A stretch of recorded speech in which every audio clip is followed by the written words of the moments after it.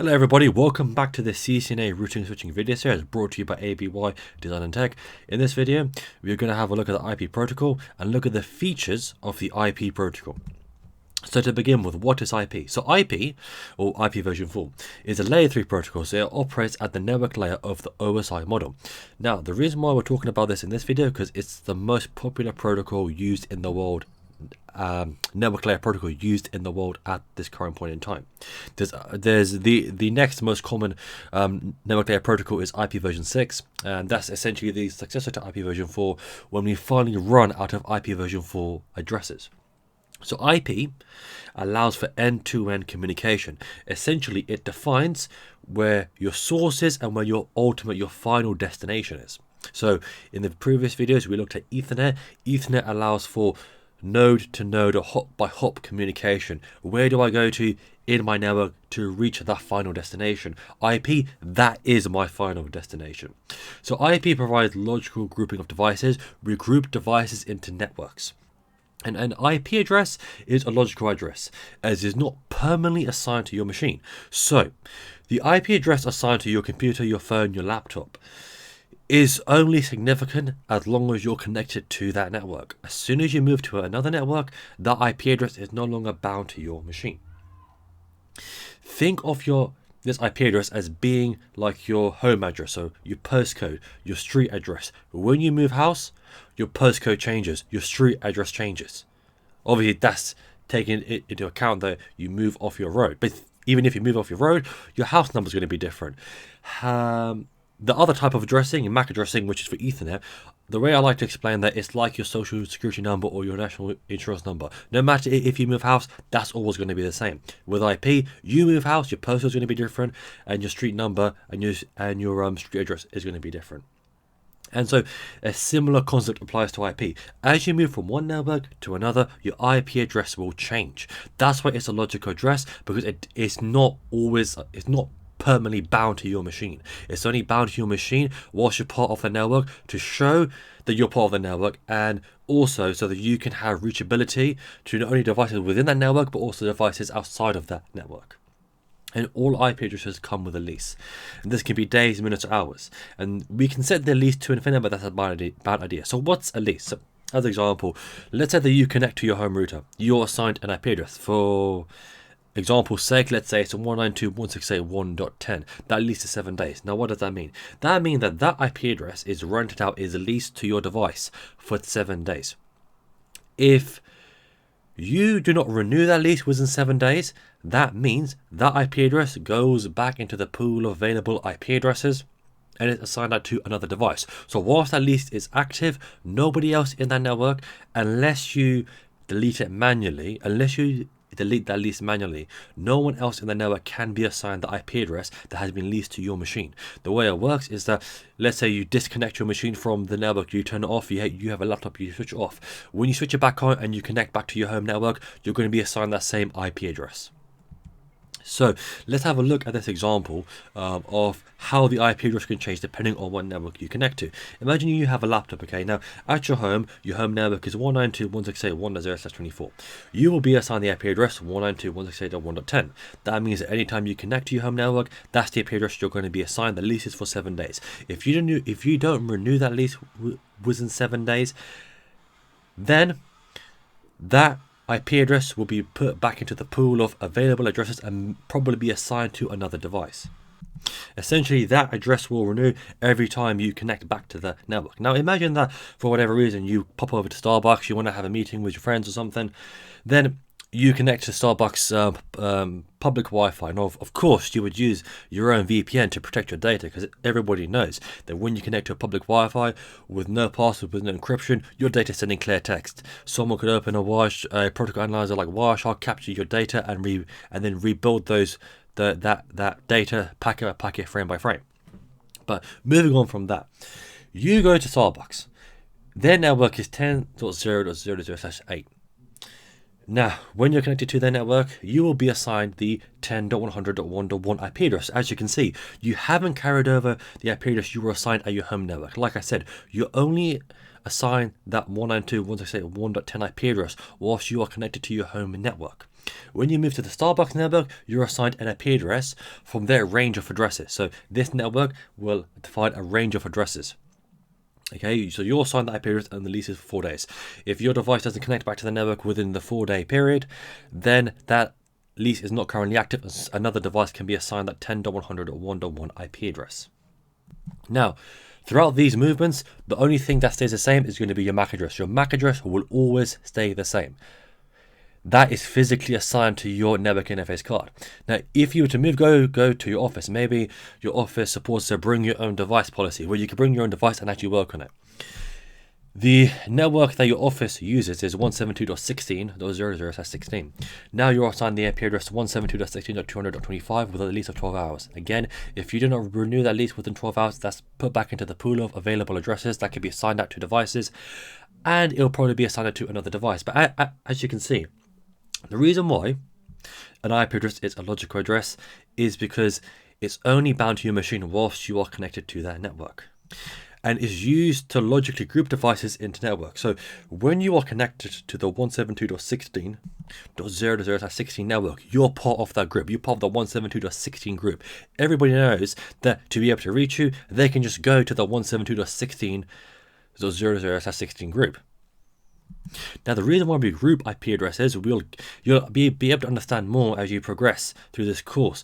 Routers essentially have routes to different networks. Essentially, think of it as routes how to reach these different networks. By grouping IP addresses together, by grouping devices together into networks, it means that a router, instead of having to have a route to every single IP address, even if to reach those IP addresses they have to go to the same place, they can have one route which encompasses all the devices within that group. Again, this will make more sense as we progress through IP. So grouping devices, like I said, IP groups devices together by splitting the IP address into two parts. So essentially, we have a network part which identifies the network that particular device belongs to. Then we also have a host part which identifies that specific device within that network. So as an example, if you go back to our previous example, 172.16.0/16. The /16 means that the first two digits of the IP address represent your network, your group. So every single device within that network, their IP address has to begin with 172.16. The last two digits can be any number because those two digits uniquely identify that computer, that phone, that laptop within that network. And if you think about it, whenever we group anything together, we group things together based on something they all have in common. And the same principle applies to IP. All devices in the same network must have the same value for the network part of their address. And we saw that in the previous example. How all the devices in the 172.16.0.0/16 network all have to have the first two digits have to be 172.16. So no matter what part of the address represents your network, all the devices within that same group, within that same network, have to have the exact same network part of the address. Now let's have a look at an example of grouping like just something together, of how we can group items, objects together, etc. So in this example, we have imagine this is a cupboard and we have all these different types of food in the cupboard, and to be fair, it's just a mess trying to sort through. We have fruits, we have savory foods, we have snacks, we have sweets, etc. Whenever you go into the cupboard, you can't find anything because all the food's mixed up. Wouldn't it just be better if we could just group these food groups together? If we could have, let's say, fruit in one box and all the savory and sweet stuff in one box. But that's exactly what we're going to do. Now we've grouped the fruits together into one box within the cupboard. We've grouped the pie, the ice cream, essentially the sweet food into one box in the cupboard. So now, whenever we want to, let's say, grab a piece of fruit, let's say we want to grab a banana, we know that we can use the green box, as the green box represents all of the fruits in our cupboard. And then obviously we can identify the fruit based on what it looks like, because obviously a banana will be different to an apple, will be different to a strawberry, etc. If you want to grab one of the sweet foods, then we look at our blue box on the right hand side of our cupboard, and then we can grab the sweet foods from there. So as you can see, grouping things together, we have to group things together based on something that they all have in common. In this example, we grouped based on fruits and sweet food. Now let's apply this concept to IP. So in this example, we have the network on the left, which is 10.0.0.0/8, the network on the right, 192.168.1.0/24. Now the slash, so the /8 or the /24, we'll get into this in a bit more depth, but that essentially represents our subnet mask, how many binary ones we have in our subnet mask. So just in layman terms, the /8 means that the first digit of the IP address represents our network, the last 3 digits represent our host part. /16, like we saw with the 172.16 address, the first 2 digits represent our network, the last 2 digits represent our host part. In this example, the /24, the first 3 digits represent our network, the last digit represents the host within that network. So as you can see, in this example, the devices on the left, every device there, their IP address begins with a 10. So it could be 10.100, 10.200, 10.255, but what they all have in common, the first number of the IP address begins with a 10. And if you look at the devices on the right, because the first 3 digits represent our network, all the devices on the right, their IP addresses begin with the first 3 digits, 192.168.1.something. That last digit can be any number. It can be a 1, a 45, a 2, a 3, or 79. And then when we look at the router, this makes the routing so much more simpler on the router, because the router knows, okay, I know the IP is used to group addresses, group devices into groups. I know that on my left hand side, I can reach any device which begins with a 10. I know on the right hand side, I can reach any device which begins with a 192.168.1. And so this makes routing so much more efficient, because the router, to reach any device on the 10 network or the 192.168.1 network, it has to look through a small list. Imagine the routing table on a router being like a list of networks. The smaller the list, the quicker he'll be able to look through it. And the same concept applies here. So instead of having to have an IP address for every single device, even though it's going to have to go in the same direction to reach that device, it can say, I can reach devices in this group by using this single route, or I can reach devices in that group by using a single route. Now let's have a look at some of the characteristics of IP. So IP does not provide reliable delivery of data. We use another protocol, a layer 4 transfer protocol called TCP for that. Again, we'll speak more about that later. Essentially, what IP does is that it says that it will provide you the means to be able to send that data, but it doesn't promise the delivery of the data. It's like, I will deliver that data, I can get the data from point A to point B, but I'm not going to promise that it will actually arrive at point B. I'll let TCP handle that. The IP carries the data payload between devices with an IP address. So again, devices have to have an IP address to be able to communicate with IP. And IP also supports a feature called fragmentation. So the way the fragmentation works is that if the packet that a router or device needs to send out of an interface, if that packet is too large, the device will essentially break that packet into smaller chunks and send those packets separately. This is controlled by something called the MTU. The MTU stands for Maximum Transmission Unit. It's configurable on a layer 3 interface like a router's interface or a layer 3 switch, a VLAN interface. And essentially what it says is that what is the largest amount of data I can send out this interface. By default, it'll be set to 1500. So you can set it larger or smaller depending on what your needs of the network are.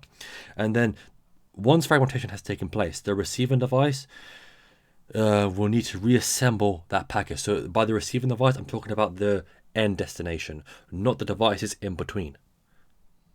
So let's have a look at an example of fragmentation. So with fragmentation, this PC has got some data to send to the PC on the right. PC on the left needs to communicate with PC on the right. It sends that data, is about 1500 bytes in size. Now the router receives it, the first router, the first hop. He's like, my outgoing interface has an MTU of 500. Okay, I need to fragment this packet. I need to break this packet into smaller chunks. And these packets are each going to be 500 bytes, carrying 500 bytes of data. It sends those fragmented packets to the next hop. Again, that next hop just forwards those fragmented packets onto the PC or the laptop on the right. And then it's that laptop's job to then reassemble those packets in the correct order. To reassemble that so it's now 1500 bytes of data. Now the issue with fragmentation is that if even one of those fragmented packets drops, gets corrupted during transit, that means that the sending host has to resend the entire piece of data. So in this case, one of the 500 byte fragment packets dropped. Oh my god, I now need to send the 1500 bytes of data all over again, and then it's going to be re-fragmented. And so this is one of the issues with fragmentation. If the fragment packets keep dropping, the sending host, the sending device, has to keep on resending the whole chunk of data. So in this case, even though the laptop on the right received 2 of the fragmented packets, the laptop on the left still has to resend the whole 1500 bytes of data, just because one of the packets dropped. Because obviously the PC on the left didn't do the fragmentation, so he doesn't know what the PC on the right is missing. So his best bet is just, let me just send it all over again, because chances are whatever he was missing, he will now receive. So now let's look at the format of our IP header. So the way that encapsulation works is that you get your piece of data, and then you add what's called headers to that data. Those headers, you'll have a transport layer header, you'll have a IP header, you'll have an Ethernet header and an Ethernet frame. So it's only at the data link layer that we have a header and a frame. But essentially, each header that you add on adds information to that data, so it can get to the final destination. Think of it like this: when you send a letter, you put the letter inside the envelope, and then what do? You write information on the outside of the envelope, like addresses, etc., so that it gets to the right person. Essentially, that's exactly what you're doing when you do encapsulation. When you add these headers onto your data, you're adding more and more information to ensure the delivery of the data that you want to send. Now let's go through each field in the IP header and we'll break it down. But before we do that, just as a note, you can see data, then we have the layer 4 info. So the TCP or UTP header or layer 4 header is the first header which is added onto the data. Then we have the network header, which is the IP header. So the first field of the IP header is going to be the version field. So this identifies the version of the IP protocol. The 2 main versions of the IP protocol are IP version 4 and IP version 6. IP version 6 is the successor to IP version 4. It uses much larger addresses, has many more addresses available to be used. So IP version 4 addresses are in decimal. IPv6 uses hexadecimal. The value in the version field can either be set to 4 for IP version 4 or 6 for IP version 6. Now, the length field just identifies the number of 32-bit words in the header and including the options. So essentially, it identifies the length of the IP header. So by number of 32-bit words, as you can see, if you look at the IP header here, as you can see, each section adds up to 32 bits. So if we were just sending IP header and not include any options, that means that this value would be set to 5, because essentially there's 5 32-bit sections. And as this is a 4-bit field, the header, so this is just the size of the IP header. The size of the IP header is limited to a theoretical maximum size of 60 bytes. The default value for this field is normally 5. So as I mentioned before, the first 5 sections, so section 1, 2, 3, 4, 5, those sections are added to every single IP header for most packets. The options field is very rarely used, and it's essentially a optional field. So the first 5 sections, they're mandatory. The option section, that's optional. So this means that the default size of the IP header is going to be 20 bytes. And this is one thing to take in mind, that as we add these IP headers, this transport header, Ethernet header, and frame, they are going to be a certain amount of size in bytes. Which means that even though the MTU is 1500 bytes, we can't send 1500 bytes of data, because we have to account for the added information from the IP headers and the of the encapsulated headers. So in essence, we have to take into account the number of bytes which will be added through the process of encapsulation by adding headers and trailers. Now, the third field is going to be the type of service, and this is essentially how to handle this packet. Treat it better or treat it worse. Give a VIP service or give a normal, average, mundane service. And there's a 3-bit precedence field, which is ignored, and an unused bit which is set to 0. And nor usually. So essentially we are only using 4 bits of this 8-bit field. These 4 type of service bits can be set to the following values. So if the last 4 bits are set to 1000, that means minimize delay for this packet. If it's set to 0100, maximize throughput. 0010, maximize reliability. 0001, maximize monetary cost, and all zeros, normal service. Then we have the total length field. So this total length field is the actual total length of the IP packet. This is header plus data in bytes.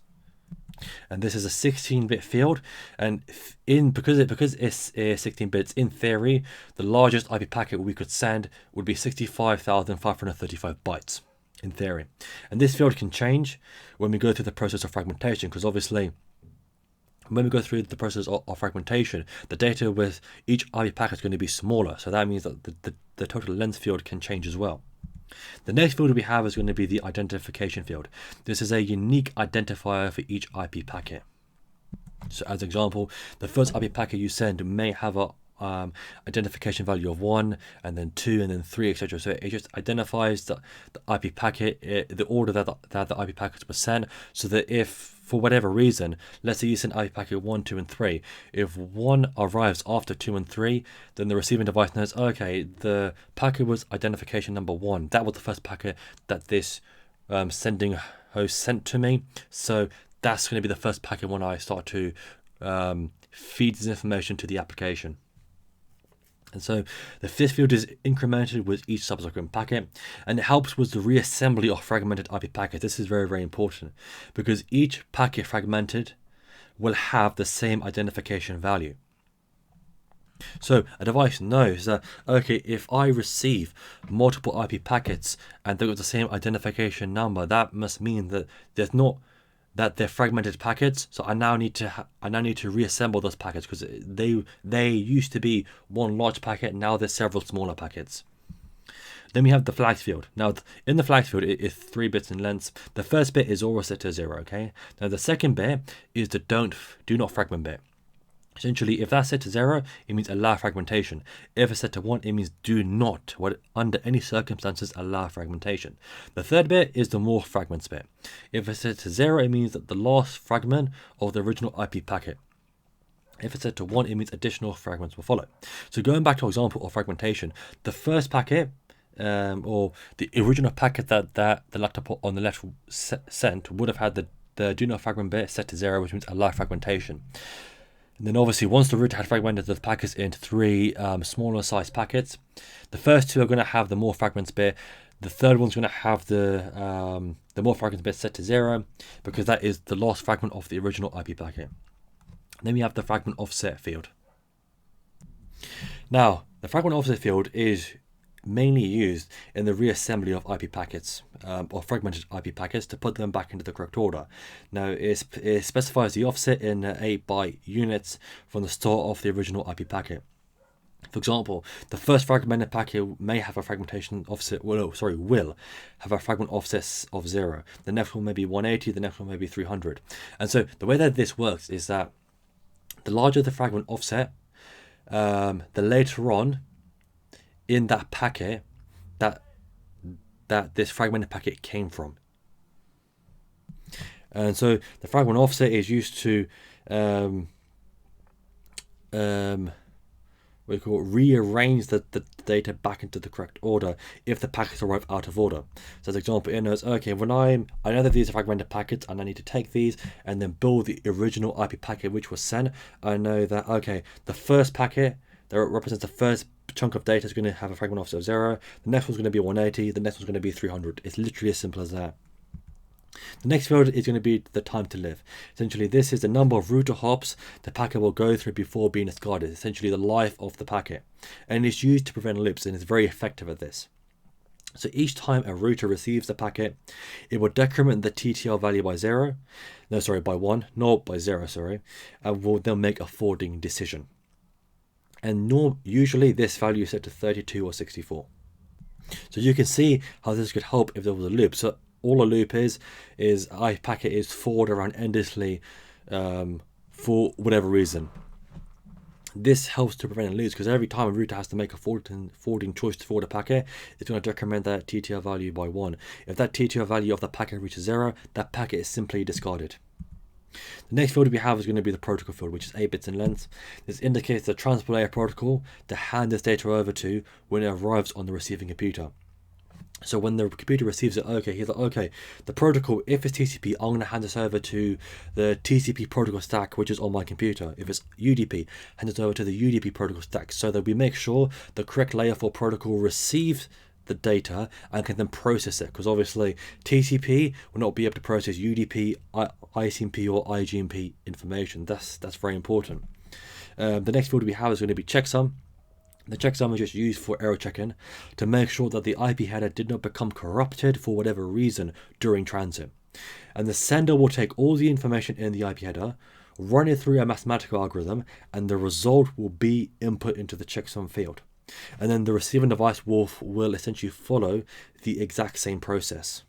So this is very similar to the FCS field in the Ethernet frame, in that we're taking the IP header, okay? We're going to put it through a mathematical algorithm, spit out some sort of hash. We're going to input this value into the checksum. I will now send this packet over to you. Receiving device. Okay, I received this packet. I know that it's destined for me. Now, before I do anything, let me make sure that the IP header hasn't changed at all during transit by going through the exact same process. The next field we have is the source address, which is pretty self-explanatory. So it defines the source IP address, the device who sent this packet originally. It's 32 bits in length, and the computer will always read IP addresses in binary format. So IP addresses are actually supposed to be represented in binary format. However, to make it easier for us humans to read it, that's why they're represented as 4 decimal digits. The next field is going to be the destination address. It's just who this packet is going to eventually go to. So who is the final destination this packet should go to? Who eventually, after traveling through many networks, through many hops, what device should this packet finally end up at? And again, this is interpreted in binary and in 32 bits in length. Then we have the option field, which is optional and may or may not be present. It can be used for operations such as debugging, network testing, security, and many more. It's not normally used, and normally this field will be empty. Now let's have a look at what an IP packet looks like via the Wireshark protocol. So Wireshark, so not protocol, Wireshark application. Don't know why I keep saying that, guys. So Wireshark is an application which is a protocol analyzer. So as we can see, this is what the IP header looks like. We've got the version here to denote it's IP version 4. Header length is 20 bytes. That's normally the default. We have the differential services field. We have the total length, which is in this case is going to be 120 bytes. That's the actual total length of the actual packet itself. Identification field. We have flags, fragment offset, time to live, etc.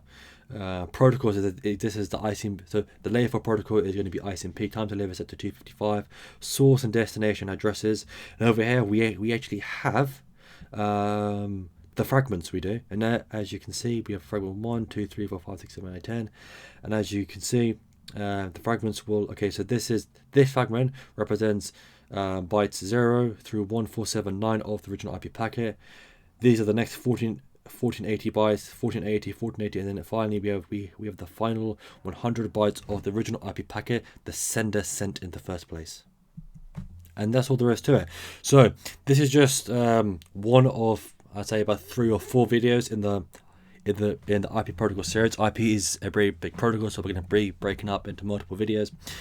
Next time we will have a look at IP addressing, and we'll have a look at that in depth. This video was just to essentially discuss the theory behind the IP protocol, some of the features behind the protocol, and what it's mainly used for. Mainly used for end-to-end communication to define who the ultimate source and destination are. Again, if you want to see more content like this, then please subscribe to my channel. Please share, because as I always say, we need to get free IT trading to the masses. Thank you very much, and please join me next time.